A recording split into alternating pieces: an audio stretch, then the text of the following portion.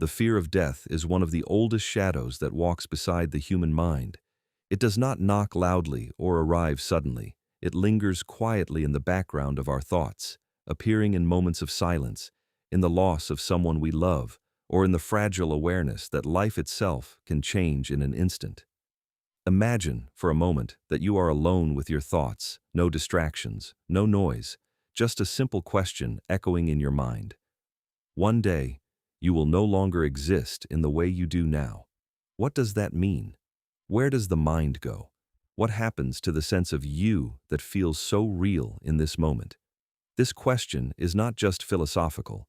It is deeply psychological, deeply human, and deeply rooted in the structure of our consciousness. From a scientific and psychological perspective, the fear of death, often referred to as thanatophobia, is not simply about the event of dying. It is about uncertainty, loss of control, and the unknown.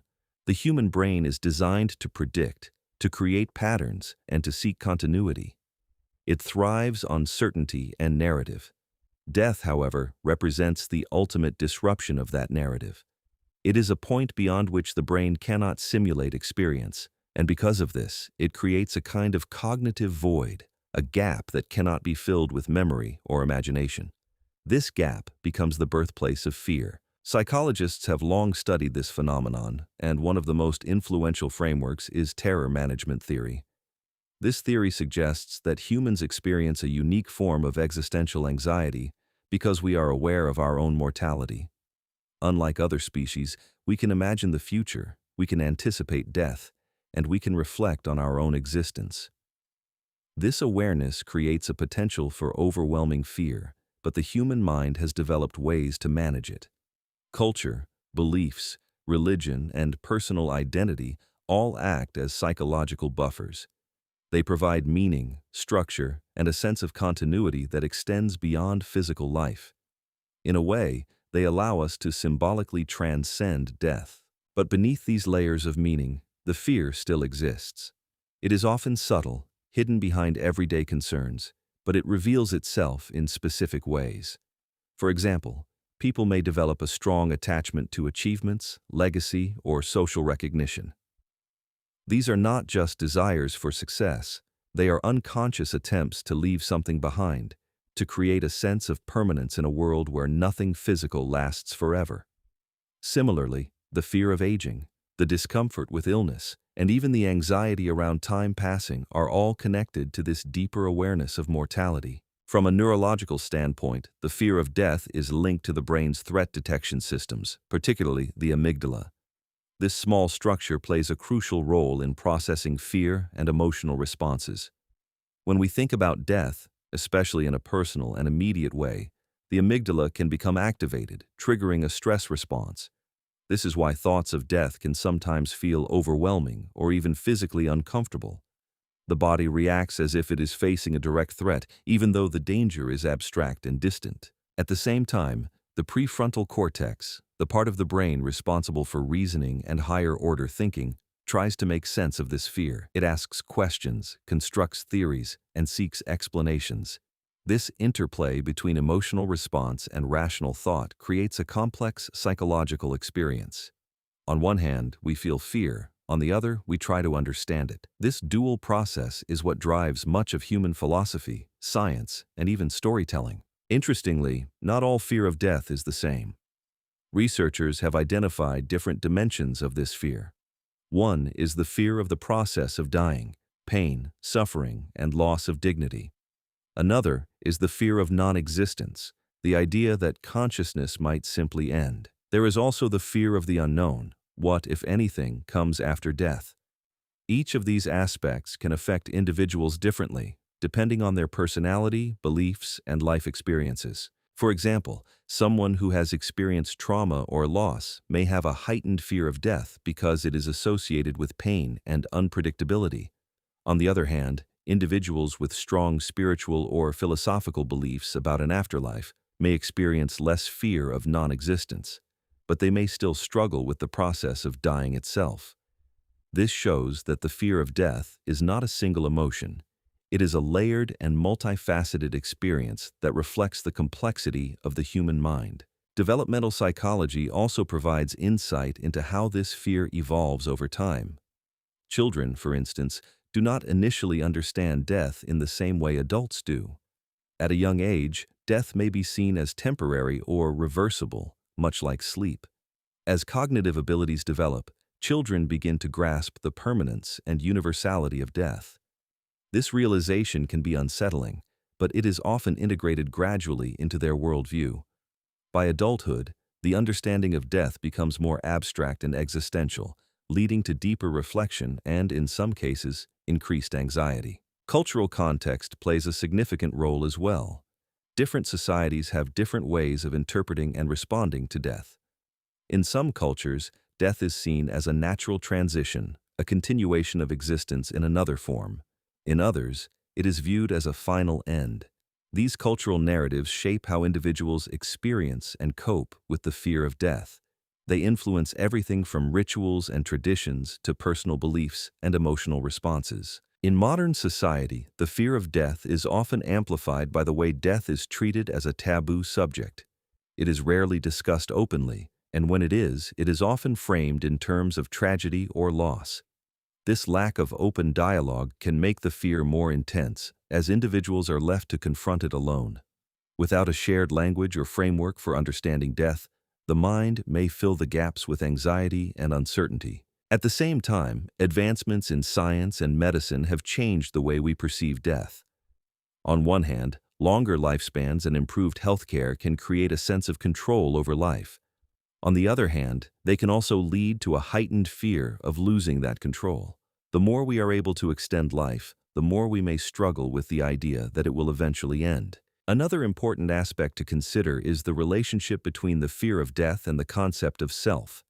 The sense of identity, the feeling of being a continuous self, is central to human experience. Death challenges this continuity. It raises questions about what the self actually is. Is it the body, the brain, the memories, or something else entirely? Neuroscience suggests that the self is a construct, a product of brain activity and cognitive processes.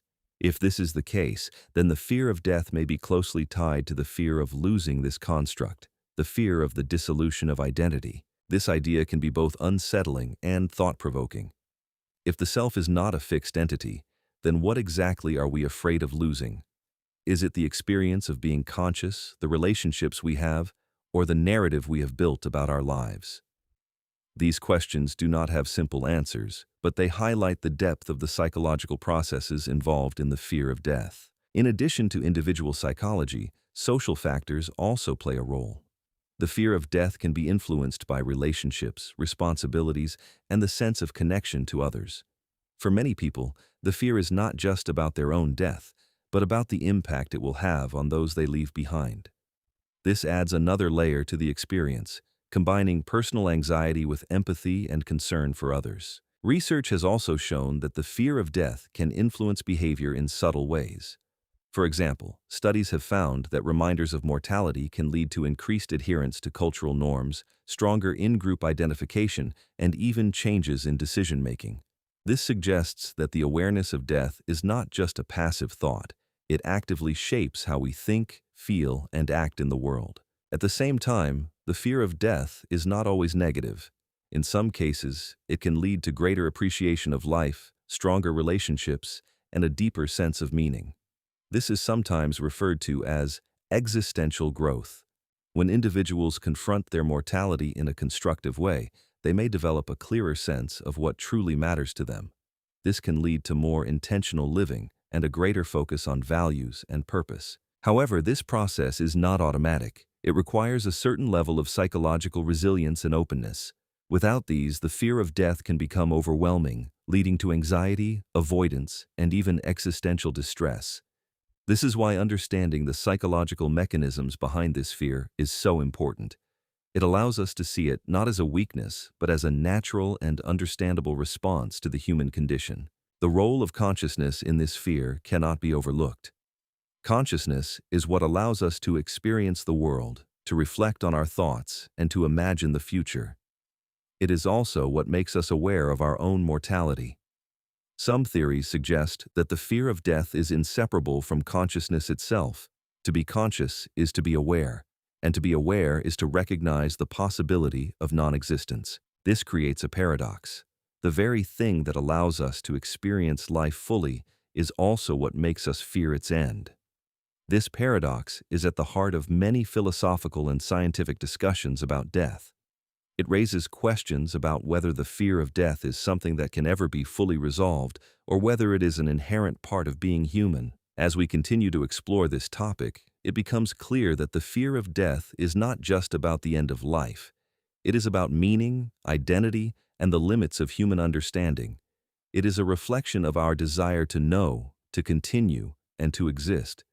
And while science and psychology can provide insights, they also reveal the depth and complexity of this fear, showing that it is not something that can be easily explained or eliminated, but rather something that must be understood within the broader context of human experience. As we go deeper into the psychology of the fear of death, it becomes clear that this fear is not only rooted in biology or abstract thinking, but also in the stories we tell ourselves about existence. The human mind does not experience reality directly. Instead, it interprets it through narratives. These narratives help organize our experiences into something meaningful, something continuous. Death, however, interrupts this narrative completely. It is not just the end of life, it is the end of the story as we know it. And for a mind that depends on continuity, this interruption feels almost impossible to process. One of the most powerful psychological concepts connected to this is the idea of symbolic immortality. Even if the body dies, humans strive to continue in other forms, through children, achievements, ideas, or cultural contributions. This is why people write books, build institutions, create art, and seek recognition. These are not just acts of expression, they are attempts to extend the self beyond physical limits. In this sense, the fear of death pushes humans toward creation. It drives innovation, legacy, and the desire to matter in a world that is constantly changing. At the same time, this desire for symbolic immortality can create tension. When individuals feel that their lives lack meaning or impact, the fear of death can become more intense. It is no longer just about dying, it becomes about the fear of having lived without significance. This is where existential psychology comes into play. It suggests that much of human anxiety stems not from death itself, but from the question of whether life has been lived fully or authentically.